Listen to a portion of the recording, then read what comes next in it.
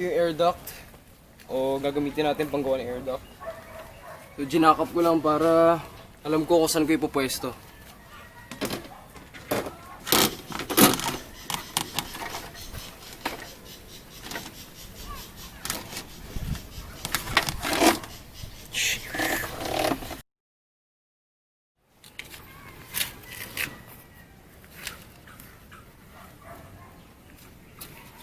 Yan na lang ginawa kong setup. Parang setup ng mga Honda. Dito siya sa may nakatutok yung other side. Dito, ito yung hagap ng bumper. So, ganyan ang i-run ko. Exactly the same ng sa mga Honda na aftermarket na cold air intake setups. Hindi ko sure kasi di ako magaling sa Honda, pero alam ko sa left side yon. Dito banda. Opposite side. Pero dito sa Toyota, yan, sa right side naman. Yan ang gagawin ko kasi walang way na pwede idaan dito sa harap. Yan, as you can see, wala talagang pwedeng lusutan eh. Kung dito kasi di pwede, may nakahagang na crash bar ba tawag dito? Basta tong support dito. The best way sana tanggalin na to. Kaso kasi mahalaga to fog light to Hindi ko type yung itsura ng wala yung isa. Parang banlag. Parang nakapikit yung isang mata. So yun na lang yung setup na i-run ko. So ano ba yung purpose nito? Ang purpose nito so may heat shield na tayo. Ibig sabihin yung init na makina hindi na may higop ng intake or less. O baka less na heat ang makukuha niya. Dahil may heat shield obviously. So ito naman trabaho nito. Para pag umandar ka, yung hangin na nakukuha may nakukuhang hangin galing sa labas papunta dito sa intake. Para yung ambient temperature, which is yung hangin na nasa labas ng engine bay, yun ang temperature na makuha niya, hindi yung init ng loob. Kung maglalagay kayo heat shield, make sure may air duct din kayo para siguradong may hangin na galing labas.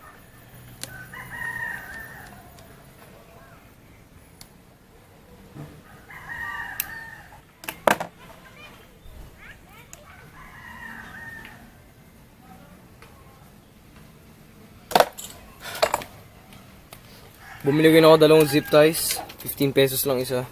Zip tie ko siya dito sa butas. Tapos kung magtataka kayo, pag umulan, pag bumaha, makakahigop siya ng tubig, hydrolock. Okay, mag-alala. May iniisip pong paraan. Meron akong takip na pwedeng ilagay dito tuwing umuulan. Diba? Para pag tag-ulan, tatakpan mo lang para hindi makahigop. At saka yung pwesto niya, hindi naman talaga makakahigop. So, zip tie ko na lang.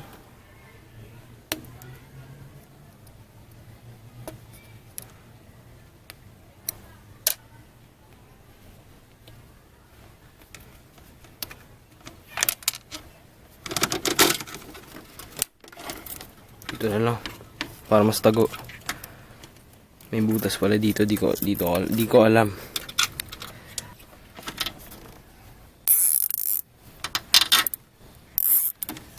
Loose muna para may room for error.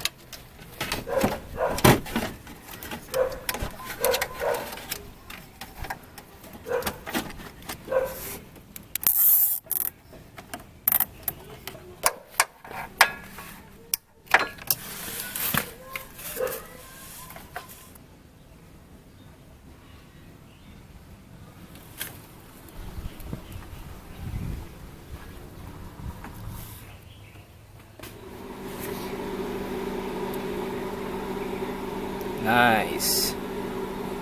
Nice.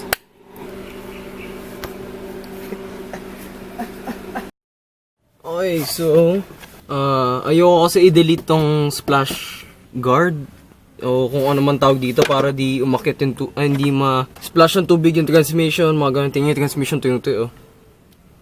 Kaya ayoko rin siya i-run pababa kasi kailangan kong magbutas, kailangan kong tanggalin to. Ayoko matanggalin to kasi may use to. At magdatignan pag ganyan lang. So ngayon gagawin ko, dahil nandito to, feeling ko kailangan ko tabasin.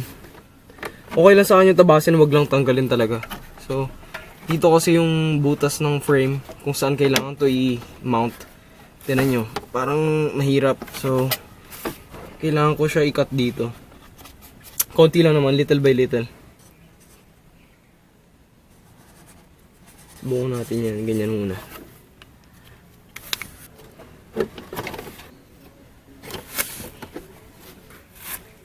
Blah blah blah blah blah blah. Yan, check na natin. Mukhang yan na yan. Man, di pa rin. To, kailangan patabasin. Alright. Tandaan nyo, kayang-kaya natin magbawas sa material pero di natin kaya dagdagan. Kaya, di baling pa unti-unti kesa isang bagsakan pero sumobra naman.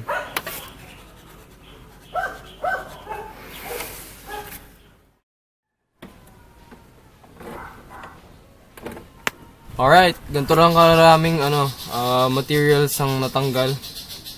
Yeah, kasya na. So, kapit na natin itong kung ano man tawag dito, splash guard, splash shield, or kung ano man. I don't really care, man. Basta makabit. Right. Magkapalit ata. Namimili ng tornilyo to ah. Tingnan nyo, low life, sumasayad yung downpipe. Ano talaga eh. The truth about low life. Ako, di pa nga ako masyadong lowered eh. Tipin nyo yung ibang stance boy. Ito performance height lang. Mga 2 finger gap sa harap, 3 finger sa likod ata. Diba? Linis tignan, ganyan lang yung kita. Hindi yung kita dito sa harap na feeling naka-intercooler.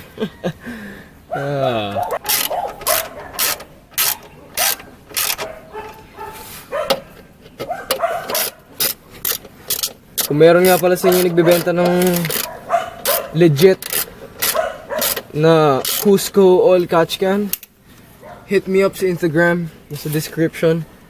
Or kung meron kayong OEM na Stugat bar pang big body or 2-point, hit me up. Kasi I need them. Or kung meron kayong GT seats na pang A101 din, hit me up. Or SE seats. Yun yung mga hinahanap ko ngayon. Nakangalay pala to.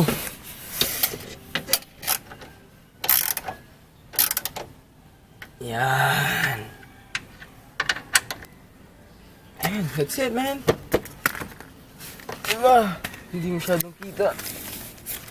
Yes, lumilim na. Success, man. Super good. So, ngayon, pag tinapa kami yung sugoto, hihigop na siya ng colder air or ambient. Ambient ba?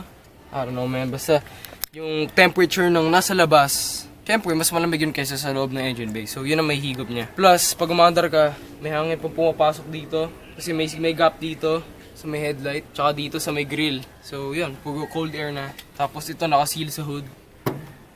Para, yan. Ito, pag mas legit. Lagay tayo nitong grommet dito sa may ilalim. Para hindi siya magkagawa ng vibration noise. So, di siya sagabal sa kahit ano. That's it. Jack down na natin, tapos na.